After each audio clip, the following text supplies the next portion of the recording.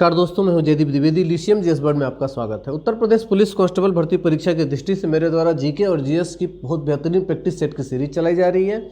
यदि अब तक आप इस सीरीज के साथ नहीं जुड़े हैं तो जल्द से जल्द इस चैनल को सब्सक्राइब करें और इस सीरीज के साथ जुड़ें, क्योंकि उत्तर प्रदेश पुलिस भर्ती परीक्षा में सामान्य ज्ञान और सामान्य अध्ययन से आने वाले उन सभी महत्वपूर्ण सवालों को इस प्रैक्टिस सेट में सम्मिलित किया गया है, जो इस परीक्षा के लिए बहुत ही महत्वपूर्ण है। इसलिए यह सीरीज आपके लिए बहुत उपयोगी है। जल्द से जल्द चैनल को सब्सक्राइब करके आप इस सीरीज के साथ जुड़ें। आज की जो क्लास है ये प्रैक्टिस क्लास की 13वीं क्लास है और बहुत ही महत्वपूर्ण और आप लोगों के लिए उपयोगी है। तो आइए प्रारंभ करते हैं आज की क्लास। पहला सवाल है, एडमिरल कप किससे संबंधित है? ऑप्शन है मुक्केबाजी, स्क्वैश, बिलियर्ड्स और नौकायन। इसका सही आंसर होगा नौकायन। एडमिरल कप वेलिंगटन ट्रॉफी नौकायन से संबंधित है, सही आंसर होगा नौकायन। अगला सवाल है कि भारत का कौन राष्ट्रपति निर्विरोध निर्वाचित किया गया? ऑप्शन है doctor Rajendra Prasad, doctor S Radhakrishnan, के आर नारायणन और नीलम संजीवा रेड्डी। इसका सही आंसर होगा एन संजीवा रेड्डी अर्थात नीलम संजीवा रेड्डी। 1977 से 1982 का कार्यकाल रहा है नीलम संजीवा रेड्डी का, और यह इस कार्यकाल में निर्विरोध निर्वाचित किए गए थे। तो सही आंसर होगा नीलम संजीवा रेड्डी। अगला सवाल है कि आवश्यकता विहीनता सिद्धांत के प्रतिपादक अर्थशास्त्री हैं? ऑप्शन है Nilakantha Rath, professor J K. Mehta, B S. Gadgil और अमर्त्य सेन। इसका सही आंसर होगा प्रोफेसर जे.के. मेहता। आवश्यकता विहीनता का सिद्धांत प्रोफेसर जे.के. मेहता ने प्रतिपादित किया है। अगला सवाल है, सूर्य का दीप्तिमान आमुख जिसे हम देखते हैं कहलाता है? ऑप्शन है वर्णमंडल, वातावरण, प्रकाश मंडल और स्थल मंडल। इसका सही आंसर होगा प्रकाश मंडल। सूर्य का वह भाग जो हमें सामने से दिखाई देता है, अर्थात इसका प्रकाशित सतह जो होता है उसे फोटॉन कहा जाता है, और इसे फोटोस्फीयर अर्थात प्रकाश मंडल भी कहा जाता है। इसे फोटोस्फीयर भी कहा जाता है और प्रकाश मंडल भी कहा जाता है। तो सही आंसर है प्रकाश मंडल। अगला सवाल है कि नर्मदा के अतिरिक्त कौन सी दूसरी नदी अमरकंटक से निकलती है? ऑप्शन है बेतवा, ताप्ती, महानदी और सोन। इसका सही आंसर होगा सोन। सोन नदी का उद्गम भी अमरकंटक के पठार से हुआ है। यह नदी पटना के समीप जाकर के गंगा में मिल जाती है, और इसकी जो और अन्य सहायक नदियां हैं उसमें रिहंद नदी, उत्तरी कोयल नदी, जोहिला नदी, गोपट नदी और कन्हार नदी प्रमुख है। तो इसका सही आंसर होगा सोन नदी। अगला सवाल है, कब अग्नि ज्वलनशील नहीं हो पाती? ऑप्शन है हवा में ऑक्सीजन 30% से कम होने पर, हवा में ऑक्सीजन 25% से कम होने पर, हवा में ऑक्सीजन 20% से कम होने पर और हवा में ऑक्सीजन 15% से कम होने पर। इसका सही आंसर होगा हवा में ऑक्सीजन 15% से कम होने पर। यदि हवा में ऑक्सीजन की मात्रा 15% से कम है तो आग ज्वलनशील नहीं होगी, अर्थात आग नहीं जलेगा। अगर आग जलाना है तो उसके लिए जरूरी है कि हवा में ऑक्सीजन की मात्रा 15% से अधिक हो। तो सही आंसर होगा हवा में ऑक्सीजन 15% से कम होने पर। अगला सवाल है कि ब्रिटिश शासन को भारत से उखाड़ फेंकने के लिए इनमें से किसने फ्रांसीसियों की मदद मांगी थी? ऑप्शन है संभाजी, शिवाजी, हैदर अली और टीपू सुल्तान। इसका सही आंसर होगा टीपू सुल्तान। टीपू सुल्तान फ्रांस की क्रांति में रुचि रखते थे। श्रीरंगपत्तनम में इन्होंने स्वतंत्रता का वृक्ष लगाया। वह जैकोबिन क्लब के सदस्य भी बने और अंग्रेजों से युद्ध लड़ने के लिए इन्होंने नेपोलियन से सहायता मांगी थी, जो कि एक फ्रांसीसी हुआ करते थे। तो सही आंसर होगा टीपू सुल्तान। अगला सवाल है, निम्नलिखित में से किससे सर्वाधिक ऊर्जा होती है? ऑप्शन है लाल प्रकाश, नीला प्रकाश, हरा प्रकाश और पीला प्रकाश। इसका सही आंसर होगा नीला प्रकाश। नीला प्रकाश में सर्वाधिक ऊर्जा होती है, जबकि लाल प्रकाश में सबसे कम ऊर्जा होती है। ऊर्जा के घटते क्रम के आधार पर सबसे पहले बैगनी, जिसमें सबसे अधिक ऊर्जा होती है, इसके अलावा आसमानी, फिर नीला, हरा, पीला, नारंगी और फिर लाल, जिसमें सबसे कम ऊर्जा होती है। इस क्रम में रंगों को रखा जाता है। तो सही आंसर होगा नीला प्रकाश। अगला सवाल है, प्रसिद्ध बांसुरी वादक हरि प्रसाद चौरसिया का जन्म कहाँ हुआ था? ऑप्शन है हजरतगंज लखनऊ, पार्क स्ट्रीट कोलकाता, लोकनाथ इलाहाबाद और लोखंडवाला। इसका सही आंसर होगा लोकनाथ इलाहाबाद, जो कि इसमें इसका नाम प्रयागराज कर दिया गया है। तो सही आंसर होगा लोकनाथ इलाहाबाद अर्थात प्रयागराज। इसका इस समय वर्तमान नाम है प्रयागराज। तो सही आंसर होगा लोकनाथ प्रयागराज। अगला सवाल है बधाई कौन सी विधा है? ऑप्शन है बुंदेलखंड का लोक संगीत, बुंदेलखंड का लोक नृत्य, ए और बी दोनों, और उपयुक्त में से कोई नहीं। इसका सही आंसर होगा बधाई एक लोक संगीत है। सही आंसर है बुंदेलखंड का एक लोक संगीत। अगला सवाल है पूर्ति अपनी मांग का सृजन स्वयं करती है, यह किसका कथन है? ऑप्शन है किंग्स, मार्शल, रॉबर्टसन और जेबी से। इसका सही आंसर होगा जेबी से। जेबी से के अनुसार पूर्ति अपनी मांग का सृजन स्वयं करती है। यह नियम वस्तु विनिमय और मुद्रा विनिमय दोनों पर लागू होती है। सही आंसर होगा जेबी से।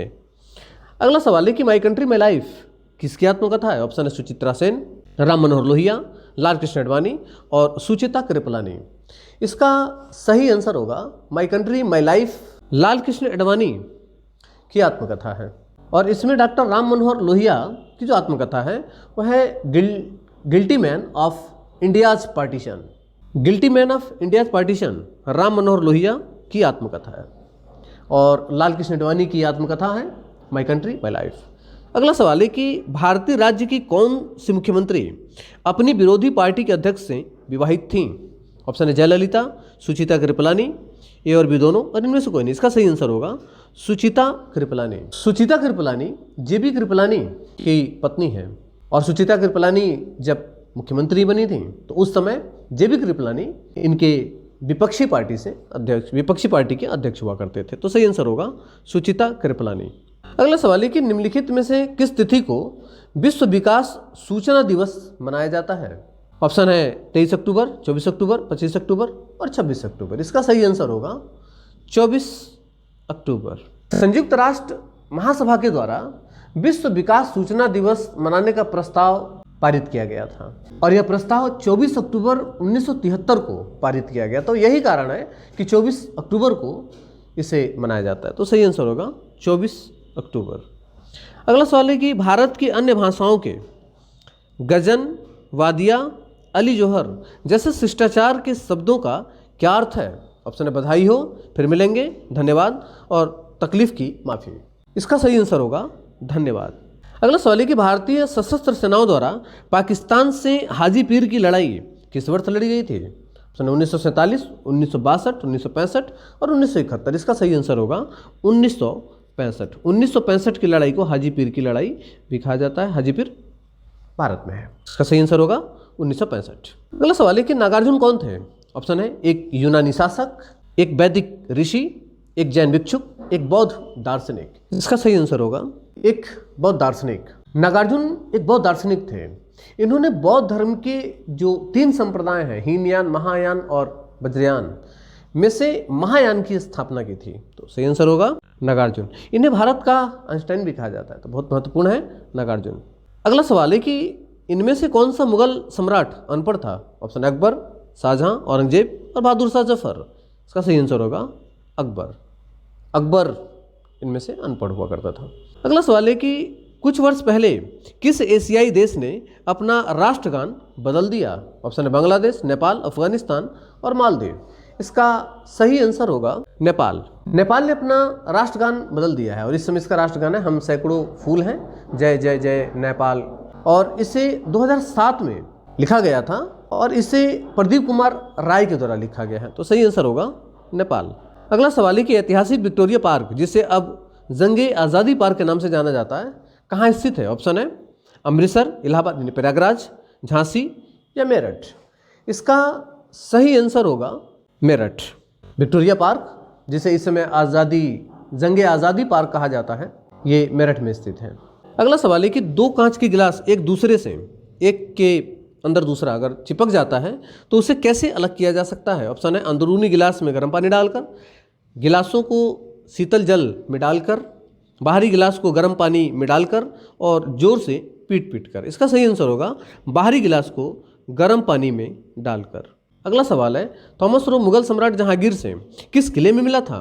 ऑप्शन है आगरा, इलाहाबाद, झांसी या अजमेर। इसका सही आंसर होगा अजमेर। 1915 में जहांगीर अजमेर के किले में सर थॉमस रो से मिला था और 1908 में कैप्टन हॉकिंस से ये अपने राज दरबार में मिला था। तो सही आंसर होगा अजमेर। अगला सवाल है कि किस देश में यूरेनियम का सर्वाधिक भंडार है? ऑप्शन है कनाडा, रूस, अमेरिका और ऑस्ट्रेलिया। इसका सही आंसर होगा ऑस्ट्रेलिया। विश्व में यूरेनियम का सर्वाधिक भंडार ऑस्ट्रेलिया में है, जबकि उत्पादन की दृष्टि से अगर देखा जाए तो पहला स्थान कजाकिस्तान का, दूसरे नंबर पर कनाडा और तीसरे नंबर पर ऑस्ट्रेलिया आता है। लेकिन भंडारण की दृष्टि से ऑस्ट्रेलिया का पहला स्थान है। तो सही आंसर होगा ऑस्ट्रेलिया। अगला सवाल है कि निम्नलिखित में से कौन सी नदी यमुना से नहीं मिलती? ऑप्शन है केन, सोन, बेतवा और चंबल। इसका सही आंसर होगा सोन नदी। यमुना का उद्गम यमुनोत्री ग्लेशियर से होता है। यह गंगा के समानांतर बढ़ते हुए प्रयागराज में गंगा से मिल जाती है। मैदानी भाग में इसमें चंबल, सिंध, बेतवा और केन नदियां आकर के मिलती हैं, जबकि सोन नदी अमरकंटक से निकलती है और पटना के समीप जाकर के गंगा में मिलती है। तो सही आंसर होगा सोन नदी। ये यमुना के सहायक नहीं है। अगला सवाल है कि गंडक सिंचाई परियोजना किन प्रदेशों का एक संयुक्त प्रयास है? ऑप्शन है उत्तर प्रदेश मध्य प्रदेश, उत्तर प्रदेश बिहार, उत्तर प्रदेश उत्तराखंड, उत्तर प्रदेश हरियाणा। इसका सही आंसर होगा गंडक सिंचाई परियोजना बिहार और उत्तर प्रदेश राज्य की संयुक्त परियोजना है। इस परियोजना का लाभ 1959 से नेपाल को भी मिल रहा है। इसमें 4 नहरें तथा 1 पावर प्लांट उपहार के तौर पर नेपाल को दिया गया है। तो सही आंसर होगा उत्तर प्रदेश एवं बिहार।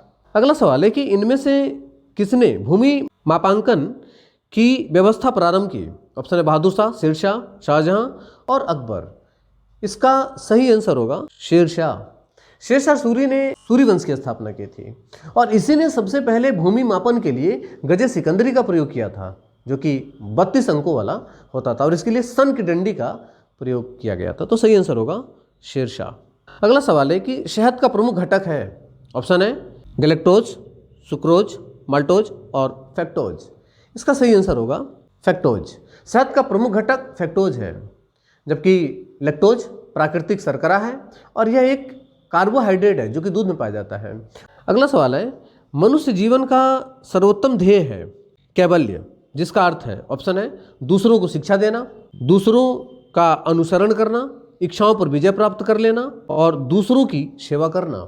इसका सही आंसर होगा इच्छाओं पर विजय प्राप्त कर लेना। इच्छाओं पर विजय प्राप्त कर लेना ही कैवल्य कहलाता है। इस कैवल्य का यही अर्थ होता है।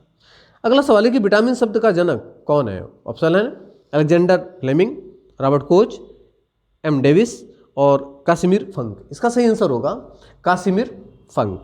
विटामिन शब्द के जनक कासिमिर फंक को माना जाता है। विटामिन एक प्रकार की कार्बनिक यौगिक होता है जो शरीर की वृद्धि में बहुत ही आवश्यक होता है। यह 2 प्रकार के होते हैं। पहला जल में घुलनशील, जैसे कि विटामिन बी और विटामिन सी। इसके अलावा कुछ विटामिन वसा में घुलनशील होते हैं, जैसे vitamin A, vitamin D, vitamin E और विटामिन के। तो सही आंसर होगा कासिमिर फंक। इन्होंने ही विटामिन शब्द की खोज की थी। तो सही आंसर होगा कासिमिर फंक। अगला सवाल है कि इनमें से किसने अकबर की धार्मिक नीतियों की आलोचना की? ऑप्शन है फैजी, अबुल फजल, बदायूनी और इनमें से कोई नहीं। इसका सही आंसर होगा बदायूनी। अकबर की धार्मिक नीतियों की आलोचना बदायूनी ने किया है, जबकि अबुल फजल ने अकबरनामा की रचना की है। तो इसका सही आंसर होगा बदायूनी। अगला सवाल है कि प्रसिद्ध विरूपाक्ष मंदिर कहाँ अवस्थित है? ऑप्शन हम्पी, भद्राचलम, श्री कालहस्ती और तिरुपति।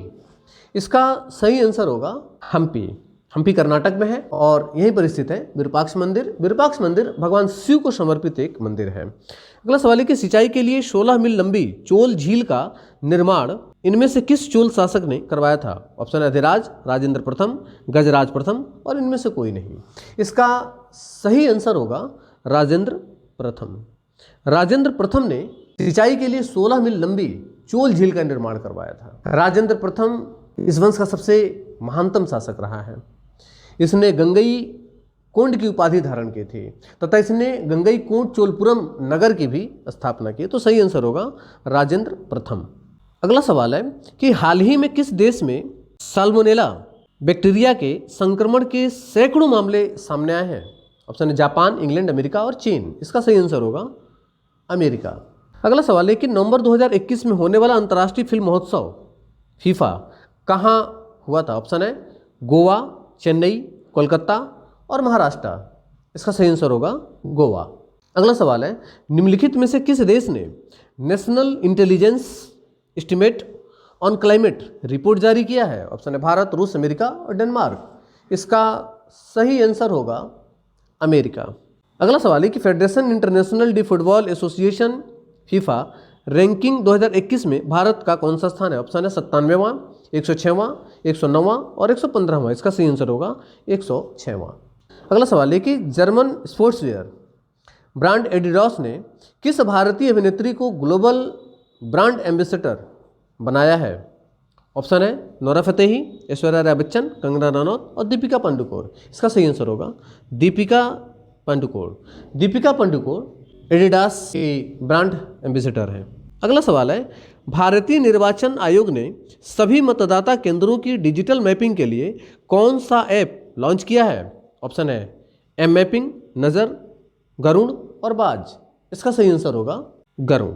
भारत निर्वाचन आयोग ने सभी मतदाता केंद्रों की डिजिटल मैपिंग करने के लिए गरुड़ ऐप लॉन्च किया है ताकि चुनाव में तेजी से कार्य किया जा सके और पारदर्शिता हो और समय से उसे पूरा कराया जाए। तो सही आंसर होगा गरुड़।